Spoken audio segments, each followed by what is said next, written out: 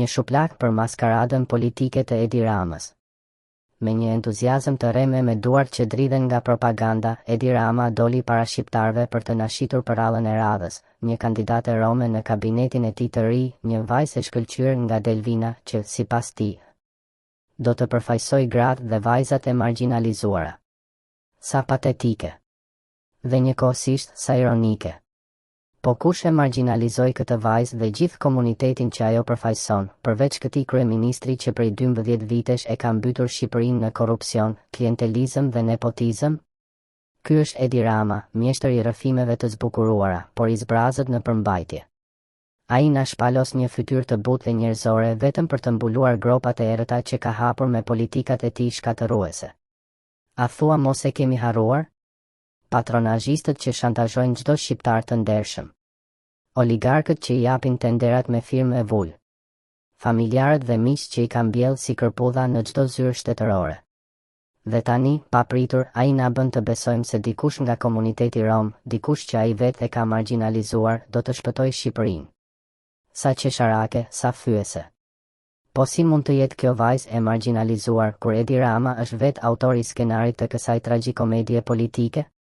Për 12 vite me radhë, ai e ka përdorur pushtetin për të shtypur, manipuluar dhe varfëruar çdo shtresë të këtij vendi. Sot, ai e përdor këtë kandidate rome si kartë morale për të mbuluar dështimet e tij.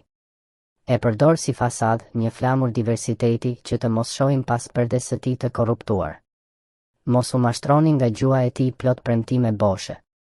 Ai nuk ka bërë dhe nuk do të bëj kur asgjë për këtë vend, përveç se do të vazhdoj të arrijep edhe për 4 vjet të tjera, duke e kthyer Shqipërinë në një flusk sapuni që pret të plas.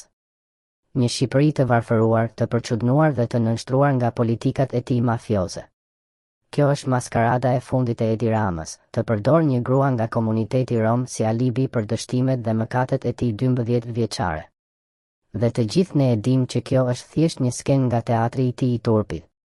Por e vërteta nuk mbulohet më. Shqipëria e tij është një karikaturë. Shqipëria e tij është një vend ku jeta është kthyer në luftë për mbijetesë. Shqipëria e tij është një karikaturë e demokracisë. Shuplaka më e madhe për të gjithë shqiptarët është të mos harrojmë kurrë se kush e ka zhytur këtë vend në batakun ku është sot. Dhe t'i themi një herë e mirë, mjaft më me propagandë, me tymnaj, me kandidatura fasade. Shqipëria meriton një qeveri që punon për të gjithë, jo një regjisor që skenografon skena false për të mbajtur pushtetin. Shqipëria meriton më shumë se sa fasada dhe rrëfime të trasha. Shqipëria meriton drejtësi, zhvillim dhe dinjitet. Dhe këtë Edi Rama nuk mund dhe nuk do t'ja jap kurrë.